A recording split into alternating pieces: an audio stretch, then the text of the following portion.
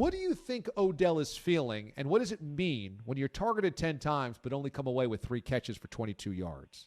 I would say this. I've been a number one receiver for a long time throughout my 14 years career.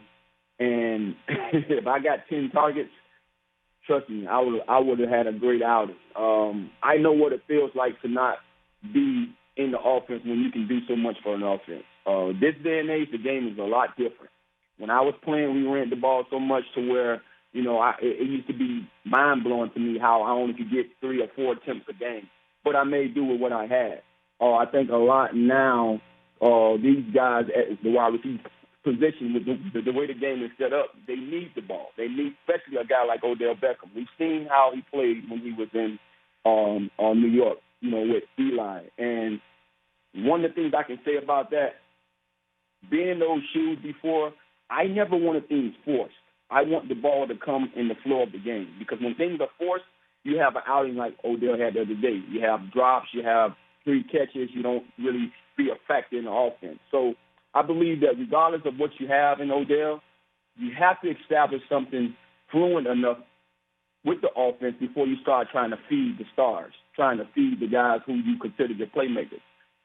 I do believe he needs the ball. I do believe he needs some of those big chunks here and there because he can make a difference, but don't force it, because the team's coming to the game knowing that Odell's going to be a factor. So they set up their defense, a structure to make sure that they prevent that. So if it's not there, don't, go to the next guy. And I think that's the way you have to play the game. Trust me, I've been in those shoes, and I used to always say, if I didn't have a good game but we won, I was okay, because I didn't want things forced. I wanted the ball thrown to me when I was open. So that's really interesting. As you said, if you had 3 or 4 targets a game, you made the most of those targets. If Odell's getting 10 targets a game, is he doing something wrong if he's only got 3 catches for 22 yards? No, not necessarily, because you got to understand something. I've had a bunch of quarterbacks too, and it's been plenty of games where I've had more targets and didn't have the catches to add up with it. And it's all depending on how that quarterback getting the ball to you now. Some of those balls not hitting his hands, he can't do nothing about it. You can throw the ball at me 30 times, and if I come up with 5 catches and have 100-something yards, you're going to say, well, oh, man, he should have had 20. The ball has to, touch me for you to say that I'm the problem. I should have had the ball, or I should have made more plays. So you have to look at how those balls are being thrown, or are they in double coverage? Are they, just thrown in his direction? All that stuff come into play. Let me ask you about the personal relationship between a quarterback and a wide receiver. Does it matter? You played with a lot of quarterbacks. Did it matter that guys trusted one another or had friendships in terms of how it produced on the field? Trust, yes. Friendship, no. It doesn't matter in that locker room totally if any of those guys are friends.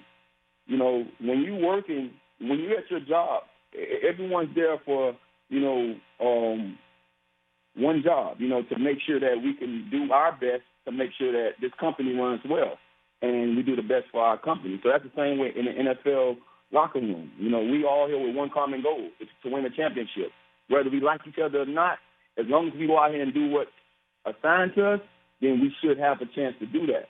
I played with so many quarterbacks, I barely knew their girlfriend's name or their kid's name, but they can trust and know that they had a guy in me that was going to go out there and do my job well. So, therefore, I trusted them to get me the ball because they know that of me, the way I work, the way I come to work, and the way I handle my business.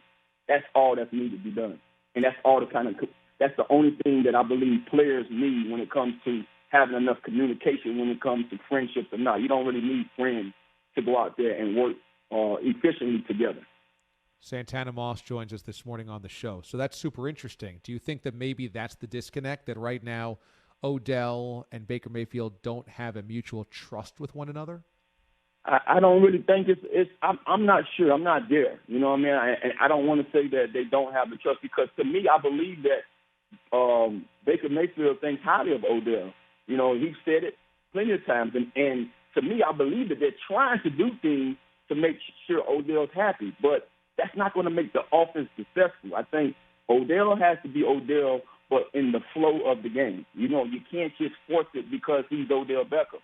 Make sure that you can get the matchups offensively, have that offensive coordinator be creative enough to make sure when Odell gets that single coverage matchup or that matchup when that defense is sleeping, give him the ball. Now, that's easy to be said than done. But if you want to get a guy like Odell started, you give him a couple of balls early where there's a slip screen here, a slant here, a hitch here, and the best coverage that they're giving you, and allow him to get in the flow like that. But I don't see you forcing a guy, the ball and not thinking about your offense as a whole. I think you have to establish the run and the pass. And with all that being said, you have a guy on the other side in Landry that, we don't talk about that much. And he's going out there and catching 5 to 6 catches a game and doing it well. And we see nothing about that. But we look at Odell because we saw how powered and the style of play that he showed you in New York. I think also you have to look at the quarterback. People take for granted what a quarterback does for a receiver. I don't, because I knew I had plenty of them, and I remember the years when I didn't have great seasons that I considered great seasons because the quarterback wasn't that kind of quarterback to know to come to me at the right time. So I think that's something we have to pay attention also. It's basically make sure that kind of quarterback that's going to make an Odell Beckham or Odell Beckham.